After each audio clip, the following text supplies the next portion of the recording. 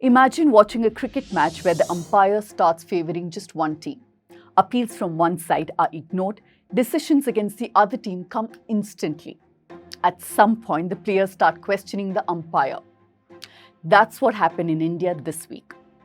Two of India's most powerful constitutional offices became the focus of removal attempts.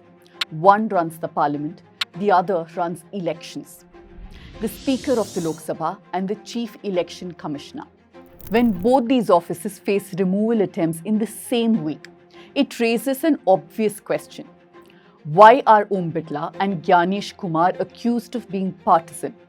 And how difficult is it to actually remove officials holding these positions? Let me explain.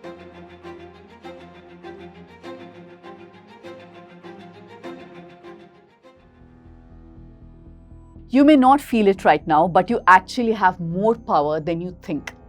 Around the world, we're seeing what happens when news is controlled by people with money or power. Independent journalism exists to push back against exactly that. But it survives only if people choose to support it. At the News Minute and News Laundry, we don't rely on advertisers or political patrons. We rely only on you. So right now, we are trying to add just 2,000 new subscribers to support our journalism for this entire year. If you think independent journalism matters, then this is the moment to back it. Become a subscriber, you know the drill. Scan the QR code on your screen, or you can click the link in the description below.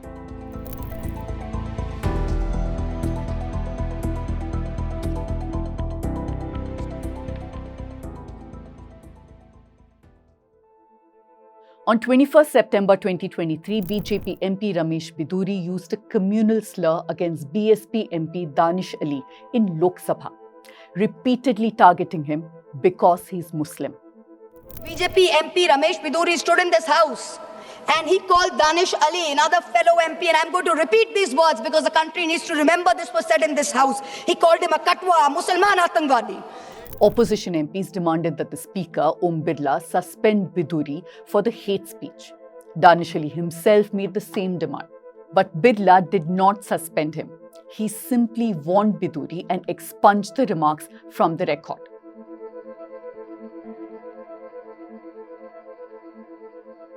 Now, you might think that Om Birla is a speaker who avoids suspending MPs, but that is far from the truth. During his tenure, the House has suspended more than 120 MPs. In fact, according to the Quint, of the 245 MPs suspended from the Lok Sabha since 2004, nearly half were suspended under Om Birla. That is his record. And as TMC MP Mahua Moitra pointed out, he is also a speaker under whom the House suspended only opposition MPs. He's the only speaker who has suspended only opposition MPs. But suspension was not the opposition's only concern. The Lok Sabha has not had a deputy speaker for nearly 7 years. Article 93 of the Constitution states that the House shall elect both a speaker and a deputy speaker.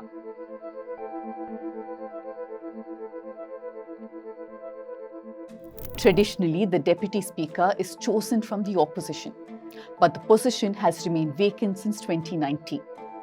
Another concern is how laws are actually made in Parliament. Before a bill becomes a law, it is convention to send it to a parliamentary standing committee. These committees that have both the ruling and opposition MPs do the detailed work behind the scenes. They call experts, examine every clause, and recommend changes. In other words, they slow the process down so that bad laws do not slip through. In earlier Lok Sabhas, around 60 to 70% of the bills were sent to these committees for detailed review. After 2014, that number dropped sharply to about 27%. And in the most recent Lok Sabha, it has fallen even further. Today, only about 16% of the bills are being sent to these committees.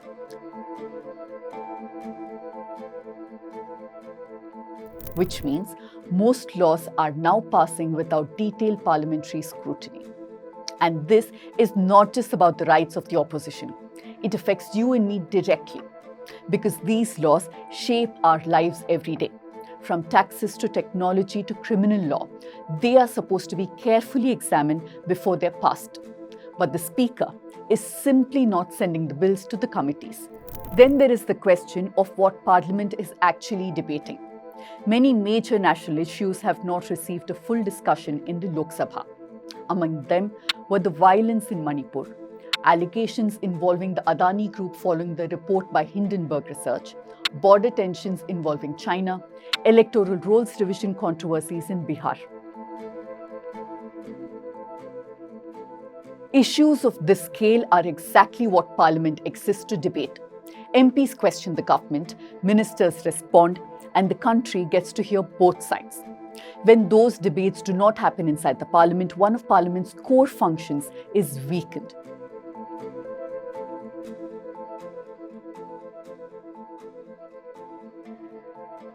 The opposition has also alleged that the microphones tend to go mysteriously silent during debates, and the cameras in Parliament seem remarkably skilled at not showing opposition speakers.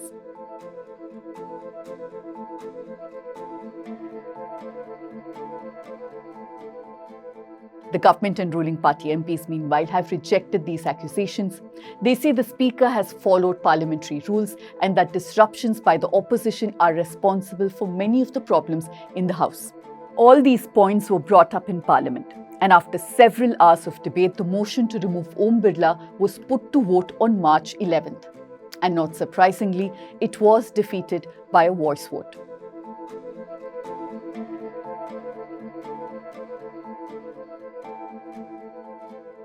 After the vote, Birla told the House he would continue to discharge his duties fairly and impartially. So the attempt to remove the Speaker has ended as of now. But the opposition parties are now preparing a bigger move, an attempt to remove the Chief Election Commissioner, the head of the institution responsible for conducting elections across India, and that position is currently held by Gyanesh Kumar.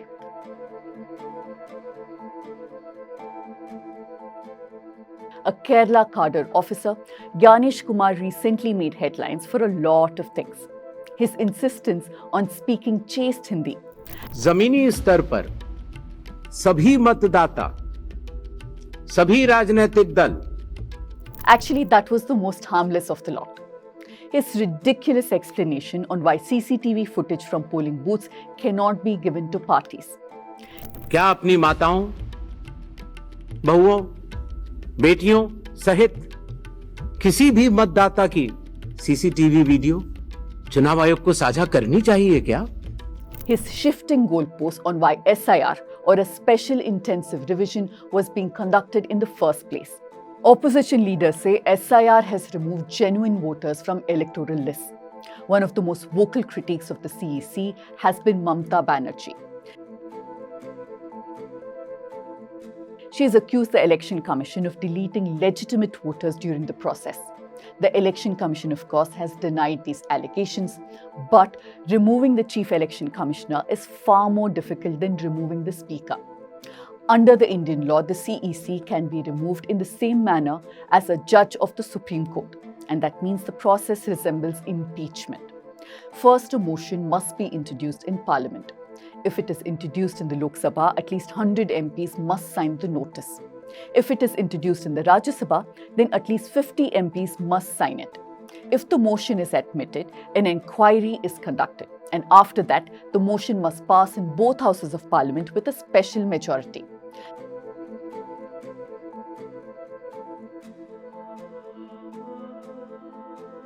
That means a majority of the total membership of the House and 2/3 of the members present and voting. Only then the Chief Election Commissioner actually can be removed.